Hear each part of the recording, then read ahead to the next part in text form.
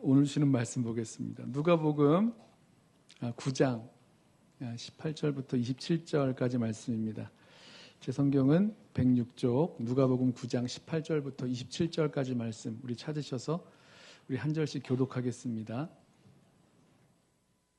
누가복음 9장 18절, 제 성경은 106쪽에 있습니다. 제가 먼저 읽습니다. 예수께서 따로 기도하실 때에 제자들이 주와 함께 있더니 물어 이르시되 무리가 나를 누구라고 하느냐? 대답하여 이르되 세례 요한이라 하고 더러는 엘리야라, 더러는 옛 선지자 중에 한 사람이 살아났다 하나이다. 예수께서 이르시되 너희는 나를 누구라 하느냐? 베드로가 대답하여 이르되 하나님의 그리스도시니이다 하니 경고하사 이 말을 아무에게도 이르지 말라 명하시고 이르시되 인자가 많은 고난을 받고 장로들과 대제사장들과 서기관들에게 버림받아 죽임을 당하고 제3일에 살아나야 하리라 하시고 또 무리에게 이르시되 아무든지 나를 따라오려거든 자기를 부인하고 날마다 제 십자가를 지고 나를 따를 것이니라. 누구든지 제 목숨을 구원하고자 하면 잃을 것이요 누구든지 나를 위하여 제 목숨을 잃으면 구원하리라. 사람이 만일 온 천하를 얻고도 자기를 잃든지 빼앗기든지 하면 무엇이 유익하리요? 누구든지 나와 내 말을 부끄러워하면 인자도 자기와 아버지와 거룩한 천사들의 영광으로 올 때에 그 사람을 부끄러워하리라. 내가 참으로 너희에게 이르노니 여기 서 있는 사람 중에 죽기 전에 하나님의 나라를 볼 자들도 있느니라. 아멘. 올해 들어서 주일 말씀 그 본문을 말씀 묵상 본문을 따라서 나누고 있었습니다. 오늘 주일 말씀 본문을 보니까 우리가 잘 아는 말씀이죠. 또 베드로가 예수가 그리스도이심을 고백하는 신앙 고백의 내용이 나오는 말씀인데 얼마 전에 이 본문으로 평행 본문이죠. 마가복음 본문으로 설교를 했던 그런 내용이었습니다. 좀 마음에 난감한 마음이 들었어요. 이걸 한번 또 해야 되나 아니면 다른 본문을 찾아봐야 되나 이런 마음이 있었는데 이런 마음을 주셨어요. 주님께서 우리에게 같은 그 본문의 말씀을 주셨다면 아마 이 같은 말씀을 반복해서 들어야 할 또 다른 이유가 있지 않을까 하는 생각이 들었습니다. 오늘 본문이 예수님이 누구신지를 말씀하고 있어요. 근데 우리 중에 예수님이 누구신지 모르는 분 계십니까? 없다고 생각합니다. 다 알고 있어요. 예수가 누구신지 알고 있습니다. 적어도 이렇게 주일 예배에 나오셔서 함께 예배하시는 분들이라면 예수가 누군지 모르는 분은 없으실 겁니다. 그런데 오늘 본문을 통해서 다시 한번 예수님이 누구신지 또 예수님을 따르는 제자는 누구인지 우리가 말씀을 통해서 다시 들어야 한다면 분명히 우리에게 이것을 다시 들어야 할 그런 이유가 있다라는 생각인 거죠. 우리가 예수님이 누구신지 어떻게 예수를 따라 살고 있는지 다시 생각해 볼 부분이 있다는 것입니다. 오늘 본문에 나오는 사람들도 그렇게 보니까 오늘 본문에 나오는 사람들도 그랬습니다. 오늘 본문에 나온 사람들도요, 다 예수를 알고 있었습니다. 그런데 제대로 알고 있진 못했다는 거죠. 자기 나름대로 예수를 알고 있었지만 정말 예수가 누구신지 알지 못했고 몸은 예수를 따라서 나아갔지만 정말 예수님을 따라 산 것은 아닌 사람들이었습니다. 자, 오늘 누가가 이야기하는 그 신앙 고백 이야기로 함께 들어가 보실까요? 가이사랴 빌립보에서 예수님이 홀로 기도하실 때에 제자들이 예수님과 함께 있었습니다. 기도를 마치신 예수님이 제자들에게 물으셨죠. 사람들이 나를 누구라 하느냐? 제자들이 대답합니다. 사람들이 예수님을 세례 요한이라 하기도 하고 엘리야라고 하기도 하고 또 어떤 사람들은 옛 선지자 중에 하나가 다시 살아났다 이렇게 이야기를 합니다. 이렇게 대답을 했습니다. 사람들은요, 자기가 아는 선에서 최대치로 예수님을 생각한 거죠. 가장 이렇게 높게 예수님을 생각했습니다. 예수님께서 하나님 나라 복음을 전하시고 가르치시고 병자를 고치시고 귀신을 쫓아내시는 그런 모습들을 보면서 나름대로 자신이 생각하는 최대치로서 예수님을 생각했고 그렇게 예수를 안다라고 믿었어요. 그러나 예수님을 알면 알수록 성경을 보면 예수님을 알면 알수록 이 사람들의 이해가 충분하지 못하다는 것을 알게 되죠.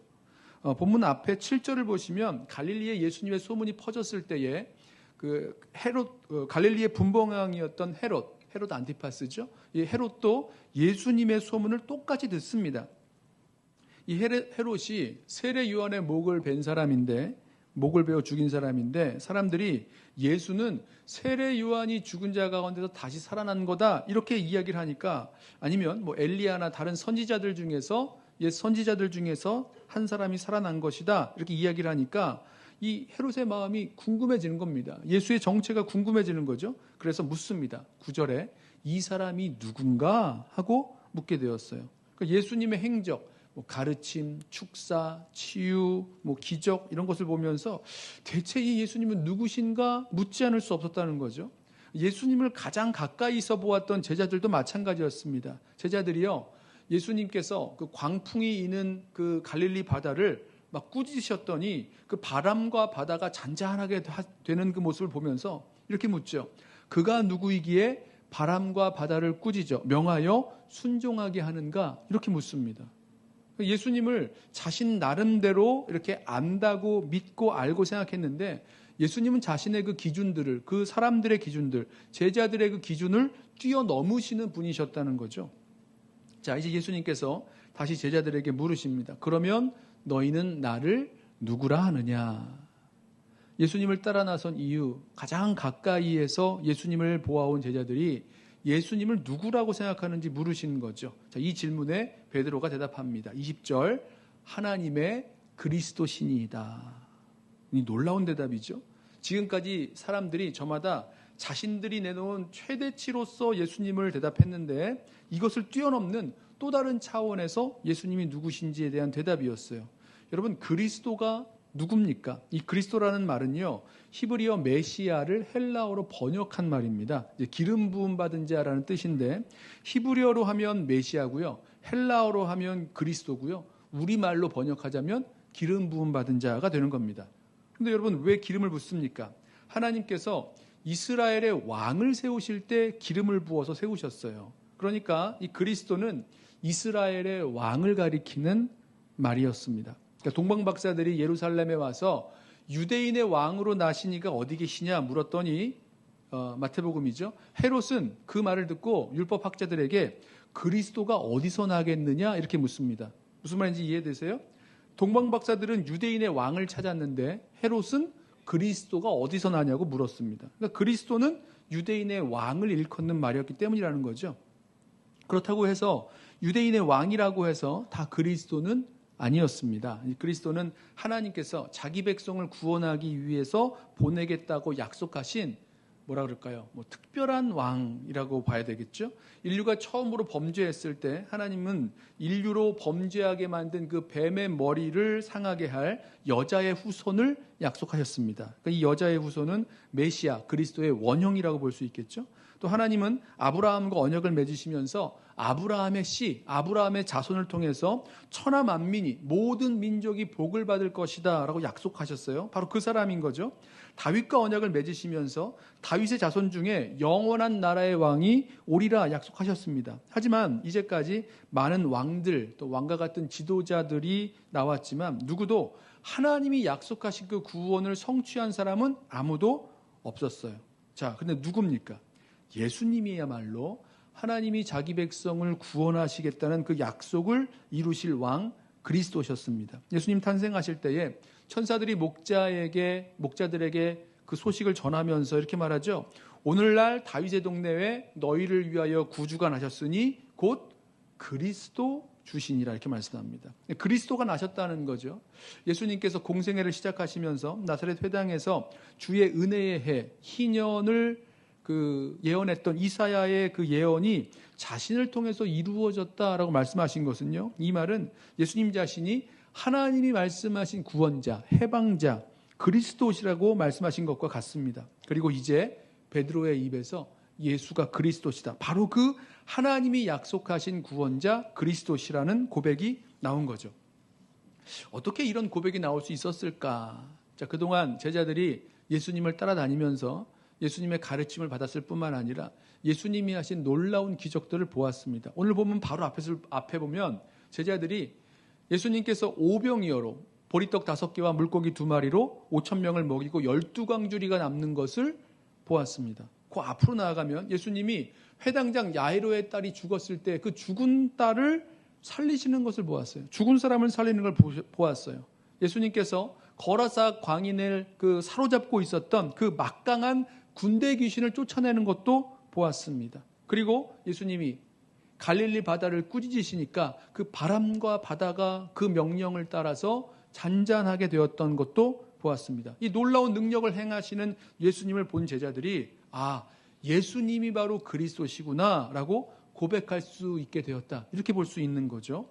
그런데 한 가지 더 생각할 것은 그동안 제자들이 이 엄청난 기적과 표적을 보면서도 예수님이 누구신지 깨닫지 못했다라고 성경은 말씀합니다. 여러분 기억하세요? 성경을 보면 예수님이 제자들에게 아직도 깨닫지 못하느냐 하면서 답답해 하셨던 말씀도 있고요. 또 성경이 제자들이 그 떡 대시던 일을 깨닫지 못하고, 오병이어의 그 기적이죠. 그 떡 대시던 일을 깨닫지 못하고 도리어 마음이 둔해져 있었다. 이렇게 말씀도 합니다. 자, 그랬던 제자들이 어떻게 이번에는 예수가 그리스도이심을 고백하게 되는 그런 신앙 고백을 할 수 있었을까? 베드로의 신앙 고백이 있죠. 자, 누가는 이 베드로의 신앙 고백이 예수님의 기도의 결과 또 기도의 응답이라는 힌트를 하나 남겨놓았습니다.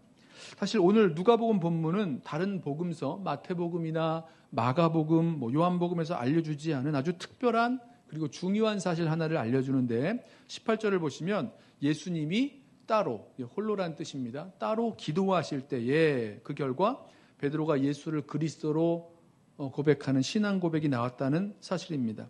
그러니까 누가복음을 보면 예수님이 기도하시는 장면들이 여러 나오는데 예수님이 기도하실 때마다 곧 그 중요한 사건들이 벌어집니다. 예수님이 세례 받으시면서 기도하실 때 하늘이 열린다든지 아니면 예수님이 기도하시고 12제자를 세우신다든지 예수님이 기도하실 때 변화산에서 그 용모가 변화된다든지 이러면서 예수님이 기도하실 때마다 놀라운 일들이 중요한 사건들이 일어났는데 베드로의 신앙 고백도 마찬가지로 볼 수 있다는 거죠. 예수님이 따로 기도하시고 나서 제자들에게 너희는 나를 누구라고 하느냐 물으셨더니 베드로가 예수는 그리스도십니다 라고 고백하게 됐다는 거예요. 자, 마태복음을 보면 예수님께서 베드로의 이 신앙 고백을 들으시고는 말씀하시기를 이를 너에게 알게 하니는 혈육이 아니요 하늘에 계신 내 아버지 하나님이시죠. 하나님께서 알게 하셨다 이렇게 말씀을 하세요. 자, 이것을 누가복음의 이 예수님의 기도와 연결시켜 보면 이렇게 되는 거 아닐까요?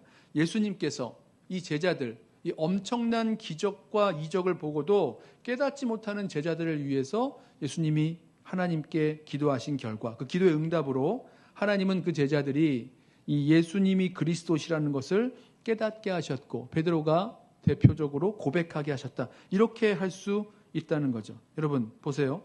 예수님도 이와 같이 깨닫지 못하던 제자들, 예수님이 누군지 깨닫지 못하던 제자들을 위해서 기도하심으로 제자들이 예수님을 깨닫고 고백하게 되었다면 저와 여러분도 누군가에게 예수를 전하고 예수를 믿게 하려고 할 때에 해야 될 것이 있는데 바로 기도라는 사실입니다. 우리의 논리적인 설득이나 설명만을 가지고는 참 부족하죠. 우리가 회유하거나 맛있는 거 사주고 좋은 얘기하면서 회유하거나 강요하는 것만 가지고는 정말 그 사람이 진심으로 예수를 그리스도라고 고백하는 예수 그리스도를 우리를 구원할 왕이라고 고백할 수는 없게 되는 거죠. 기도하고 전도하고 기도하고 복음 전해야 되는 거지 그냥 자기 힘이나 어떤 지식이나 설득을 가지고 회유를 통해서 예수를 믿게 할 수는 없는 것입니다. 우리도 예수님처럼 우리 아직 예수를 주와 그리스도로 고백할 수 없는 예수님이 누구신지 모르는 분들이 우리들 가운데 계시다면 우리 이를 위해서 함께 기도하기로 하시죠. 그래서 우리 모두가 예수를 그리스도로 깨닫고 주와 그리스도로 고백하게 되어지는 그런 구원 얻는 믿음의 고백이 우리들 가운데 있게 되기를 소원합니다. 예수님처럼 우리 함께 기도하기로 하겠습니다.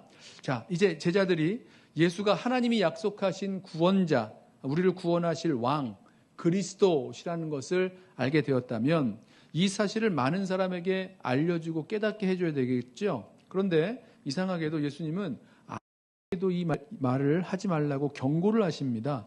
왜 그러셨을까? 그것은 사람들이 기대하고 있었던 그리스도의 모습과 예수님이 말씀하시는 이 그리스도의 모습이 달랐기 때문이에요. 그리스도는 예수님이 십자가를 순종함으로 이루실 그리스도셨는데 사람들은 그렇게 생각하지 않았죠. 그러니까 이 오해를 풀지 않고 무턱대고 예수는 그리스도다라고 전하면 오히려 혼선만 가중시킬 수 있기 때문입니다.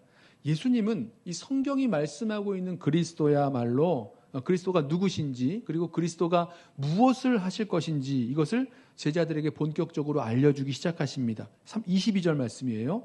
이르시되 인자가 많은 고난을 받고 장로들과 대제사장들과 서기관들에게 버림받되어 죽임을 당하고 제3일에 살아나야 하리라 하시고.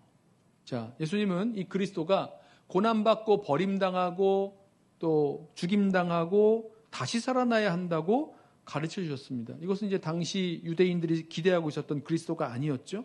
그때까지만 해도 오랜 시간 동안 그 열방의 이방 나라의 그 지배를 받고 있었던 유대인들이 하나님께서 약속하신 왕 그리스도 메시아가 오셔서 우리를 구원해 줄 것이다. 정치적으로, 군사적으로, 민족적으로 우리를 구원해 주실 그 그리스도를 고대하고 있었습니다. 당시에 로만 나라가 이 유대 나라를 지배하고 있었으니까 로마 제국과 싸워서 승리하여 구원해 주시리라 기대하고 있었다는 거죠. 그러면 그리스도가 오시면 우리나라는 독립하게 되고 세상에서 가장 부강한 나라가 될 것이다. 이런 기대가 있었어요. 그런데 자신이 그리스도라고 하시는 주님이 오셔서 예수님이 하시는 말씀이 그리스도는 고난받고 버림당하고 죽임당하고 3일 만에 부활해야만 한다. 머스트죠. 필연적으로 그래야만 한다라고 말씀을 하시니 이게 이해가 안 되고 참 놀랄 일이었다는 것입니다.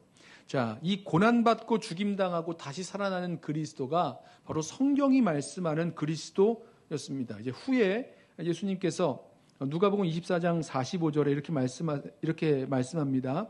이에 그들의 마음을 열어 성경을 깨닫게 하시고 또 이르시되 이같이 그리스도가 고난을 받고 제3일에 죽은 자 가운데서 살아날 것과 또 그의 이름으로 죄사함을 받는 회개가 예루살렘에서 시작하여 모든 족속에게 전파될 것이 기록되었으니. 무슨 말씀이죠? 그리스도의 죽으심과 부활하심, 이것이 성경에 기록되어 있고 성경을 깨닫게 함으로 이 예수님 이제 십자가에 죽으시고 부활하신 후에 이 성경을 깨닫게 하심으로 말씀하셨다는 거죠. 사도행전 3장 18절도 같은 말씀을 해요. 하나님이 모든 선지자의 입을 통하여 자기의 그리스도께서 고난받으실 일을 미리 알게 하신 것을 이와 같이 이루셨느니라. 그러니까 예수가 십자가의 죽으심으로 말미암아 선지자들이, 성경에서 말씀하고 있는 거죠. 선지자들이 말한 그리스도의 고난받으실 일, 그 말씀을 이루셨다는 것입니다. 성경은 분명히 그리스도가 고난받고 죽임당하고 부활하실 것을 말씀하고 있다는 거죠. 자, 그러면 우리를 구원할 왕 그리스도가 왜 고난받고 죽으셔야만 하는가? 로마서 5장 8절에서 이렇게 설명합니다. 우리가 아직 죄인 되었을 때에 그리스도께서 우리를 위하여 죽으심으로 하나님께서 우리에 대한 자기의 사랑을 확증하셨느니라. 그러면 이제 우리가 그의 피로 말미암아 의롭다 하심을 받았으니 더욱 그로 말미암아 진노하심에서 구원을 받을 것이니. 보세요. 그리스도께서 죄인을 위하여 죽으심으로 말미암아 죄인은 그의 피로 의롭다 하심을 받고 죄인이 받을 진노에서 구원을 받게 됩니다. 죄인된 우리가 의롭다 하심을 받고 하나님 앞에 나아갈 수 있는 길이 열리려면 죄 없으신 분이 우리를 대신하여 죽으셔야 된다는 거죠. 그 피를 흘려야 되는데 그것을 누가 감당하십니까? 죄 없으신 그리스도, 예수 그리스도께서 우리를 위하여 십자가에서 그 죽음을 담당하셨습니다. 이것이 하나님께서 우리를 구원하시는 구원의 길이고 또 예수님은 이 하나님의 뜻에 순종하셔서 그 십자가의 길을 가시겠다는 거죠. 예수님은 누구십니까? 십자가와 부활로 우리를 죄에서 죽음에서 구원하신 하나님의 그리스도, 우리의 왕이시라는 것입니다. 여러분 보십시오. 오늘 말씀을 보면 우리 모두가 다 예수에 대한 이해가 있고 예수님을 아는 것처럼 누구나 다 예수에 대한 이해를 가지고 있습니다만은 또 자신이 생각할 수 있는 최대한의 한도에서 예수님을 생각하지만은 그렇지만 예수를 그리스도로 우리를 구원하시려고 고난받고 죽임당한 왕이시라는 것을, 하나님이 약속하신 구원자시라는 것을 깨닫기 전까지는 충분하게 예수를 아는 것이 아닌 거죠. 예수님을 생각해 보세요. 예수님은요, 분명히 세상 사람들이 생각할 수 있는 그런 한계와 유형을 뛰어넘으시는 분이십니다. 내가 얄팍하게 기대하는 것 이상으로 그것과는 다르게 우리의 근본적인 문제, 죄의 문제를 해결해 주시는 구원자, 왕이시라는 거죠. 예수는 그리스도, 우리를 구원할 왕이십니다. 우리에게 이 신앙의 고백이 있지요. 우리 대부분 예수는 그리스도시라고, 나의 주, 나의 하나님, 나의 그리스도라고 고백을 합니다만은, 문제는 입으로 예수를 그리스도라고, 우리를 구원하실 왕이라고 고백을 하지만 실제로는, 우리 삶으로는 왕이신 그리스도를 따라 순종하고 또 그리스도를 따라 살아가는 그 삶이 없을 수 있습니다. 그냥 이 시대에 자기를 위하여 살아가는 이 시대의 그 모습을 따라서 그냥 동일하게 나도 세상 사람들처럼 자기를 위하여 살아가는 그 삶을 살아갈 수 있다는 거죠. 여러분, 우리가 예수를 그리스도라고 고백한다면, 진정으로 예수를 나의 그리스도라고 믿고 고백한다면 우리의 삶은 이전과 같을 수가 없습니다. 우리에게 그리스도, 왕이 계시기 때문에 예수가 그리스도시라는 고백은 우리의 삶을 정말 많은 변화를 이끌어오는, 삶을 뒤바꾸는 그런 고백이 될 것입니다. 자, 이어지는 말씀에서 예수를 그리스도라 고백하며 따르는 그 제자는 어떤 삶을 사는지 말씀하시는데요. 그 모습을 한번 좀 보겠습니다. 이제는 제자들의 모습이 어떠한가이죠? 23절 보실까요? 무리에게 이르시되 아무든지 나를 따라오려거든 자기를 부인하고 날마다 제 십자가를 지고 나를 따를 것이니라. 자, 지금 예수님의 제자들이 예수님의 부르심을 따라서 여기까지 예수님을 따라 나온 겁니다. 맞죠? 그 몸이 그 예수님을 따라서 나왔어요. 여기까지 나왔습니다. 그런데 예수님은 이 제자들의 몸이 예수님을 따라 여기까지 오는 것만이 아니라 그 존재 전부가, 그 삶이 예수님을 따라 살기를, 그리스도를 따라 살기를 원하셨다는 거예요. 예수님은 이 제자의 삶을 세 가지로 이제 말씀을 하시는데, 자기를 부인하는 것, 자기 십자가를 지는 것, 그리고 예수님을 따르는 것을 말씀합니다. 제가 이것을 제자의 삶이라고 말씀할 수 있는 이유가, 예수님이 후에 누가복음 14장 27절 말씀에서 이 말씀을 이렇게 말씀하세요. 누구든지 자기 십자가를 지고 나를 따르지 않는 자도 능히 내 제자가 되지 못하리라. 이렇게 말씀하셨기 때문입니다. 자, 예수를 따르는 제자의 삶, 첫 번째는 자기 부인입니다. 자기를 부인한다는 것, 이것은 뭐 자신의 기대, 자신의 주장, 자신의 의지, 자신의 목적 등등 자기를 위한 그 삶, 자기를 위한 어떤 추구, 이런 것들을 다 포기하고 내려놓는다는 거죠. 나를 내 삶의 중심에 놓고 내가 내 삶의 왕이 되고 주인이 되어서 살아가는 그 삶이 아니라 내 삶의 주인, 내 삶의 왕으로 예수 그리스도를 모시고 살아가는 삶. 뭐 입술로만 고백하는 주는 그리스도십니다, 예수님은 그리스도십니다 라고 입술로만 고백하는 것이 아니라 삶으로 그리스도가 나의 왕임을 고백하며 살아가는 삶. 그것의 시작이 바로 자기 부인이라는 거죠. 또 예수를 따르는 제자의 삶, 두 번째는 날마다 제 십자가를 지고 따라가는 건데요. 비유적인 표현이죠. 당시에 십자가형을 선고받으면 자신이 못 박힐 그 십자가, 뭐 십자가의 가로대일 수도 있고 아니면 십자가일 수도 있고, 그 십자가를 지고 처형장으로 나아갔는데요. 예수님 말씀하시기를 제자들이 날마다 자기 십자가를 지고 자신을 따라야 한다고 말씀하십니다. 이 자기 십자가를 진다는 것은 자아의 죽음, 십자가는 죽음의 형틀이니까 자아의 죽음이고 자아의 죽음에 대한 자발적인 순종을 의미한다고 볼 수 있어요. 예수님께서 십자가 지시기로, 아버지께서 예수님을 보내셔서 십자가 지시기를 순종하고 선택하셨듯이 예수님을 따라 살아가는 제자들도 그 십자가를 지겠노라고 자아의 죽음을 자발적으로 선택하고 순종하며 나아가는 것. 고난과 수치와 때로는 죽음이 있을지라도 그것을 감수하면서까지라도 자발적으로 십자가를 선택하며 자신의 죽음을 선택하며 나아가는 것. 이것이 바로 예수를 따르는 제자의 삶이라고 말씀하시죠. 세 번째로 나를 따를 것이니라. 자, 자기를 부인하고 날마다 자기 십자가 지고 예수님 따라가는 것. 이 뭐 같은 모습인 거죠. 계속해서 십자가 지면서 주님을 따라 살아가는 것, 결단하며 살아가는 그 모습을 말씀합니다. 예수님을 따른다는 거, 이건 이제 추종한다는 거죠. 예수님과 함께 예수님의 그 삶에, 예수님의 그 길에 동참하고 예수님과 같은 모습으로 예수님처럼 살아가겠노라고 예수님을 추종하며 살아가는 것, 이것이 예수님을 따르는 그 삶의 모습입니다. 자, 예수님은요, 이렇게 자기를 부인하고 자기의 십자가를 지고 예수님을 따라 사는 삶이 분명히 쉽지 않아 보이지만 이것이 우리에게 가장 유익한 삶이라고 말씀을 하세요. 24절 보세요. 누구든지 제 목숨을 구원하고자 하면 잃을 것이요 누구든지 나를 위하여 제 목숨을 잃으면 구원하리라.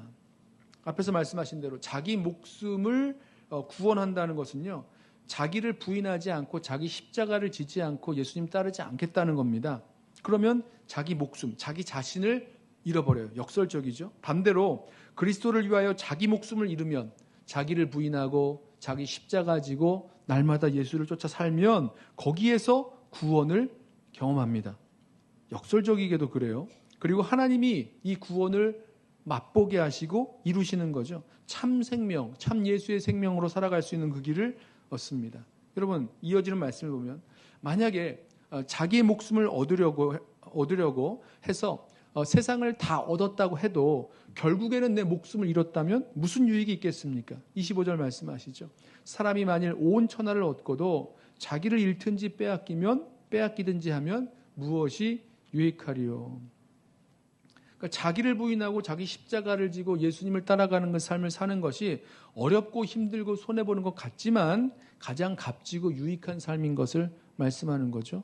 예수님은 그리스도를 따라가는 삶에 대해서, 제자의 삶에 대해서 마지막으로 경고를 하시는데 26절 보세요. 누구든지 나와 내 말을 부끄러워하면 인자도 자기와 아버지와 거룩한 천사들의 영광으로 올 때에 그 사람을 부끄러워하리라. 예수님과 그분의 말씀을 부끄러워한다는 것도 위에서 이제 이어지는 맥락을 따라 보면 결국 그리스도를 따라 사는 제자의 삶을 거부한다는 뜻입니다. 그리스도와 함께 고난받는 것도 거부하고 그리스도를 따라 자기 십자가를 지는 삶도 거부하고 이렇게 살아간다는 거죠. 그러면 결국은 그분의 영광, 고난을 통해서 영광에 이르신 예수 그리스도의 영광에 참여할 수도 없게 되는 거죠.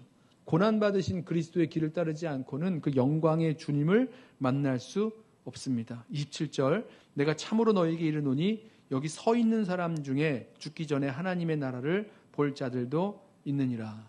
자, 그 제자들 중에서 몇몇은 이제 앞으로 변화산에서 그 변화되신 영광스러운 그 주님의 모습을 보게 될 것입니다. 그러나 예수님께서 다시 오실 때에 더 영광스러운 모습으로 우리 앞에 나타나게 되실 것입니다. 오늘 말씀을 좀 다시 한번 생각을 해보겠습니다. 여러분, 예수님이 물으세요. 저와 여러분에게 물으실 때에 너희는 나를 누구라 하느냐? 여러분, 예수 그리스도는 여러분에게 누구십니까? 예수는 하나님이 약속하신 그리스도, 우리를 구원하실 왕이십니다. 또 우리를 위하여 고난받고 버림당하고 죽임당하고 부활하신 왕 그리스도십니다. 그래서 우리는 이 그리스도, 십자가 지신 왕을 따라서 우리 매일의 삶에서 자기를 부인하고 예수님처럼 자기를 부인하고 자기 십자가 지고 예수님을 따라 삶으로 말미암아 그 속에서, 그 삶 속에서 예수가 나의 그리스도이심을 이 땅 가운데 증거하는 삶을 살아가게 됩니다. 바라기는 우리 모두가 예수님이 그리스도이심을 진정으로 깨닫고 알고 믿고 고백하게 되기를 기도합니다. 그래서 우리 입술만이 아니라 우리 삶에서 예수가 그리스도이심을, 예수가 우리의 왕되심을 고백할 수 있는 저와 여러분, 그리고 그리스도를 따르는 그 삶 속에서 그렇게 왕되신 그리스도를 따르는 그 십자가의 길에서 그 구원의 능력과 영광을 맛보며 살아가는, 그리고 그리스도와 연합하여서 충만한 그리스도의 생명을 누리며 살아갈 수 있는 저와 여러분 되시기를, 그리스도를 따르는 제자의 삶 살아가는 저와 여러분 되시기를 주님의 이름으로 부탁하며 축원합니다. 기도하겠습니다.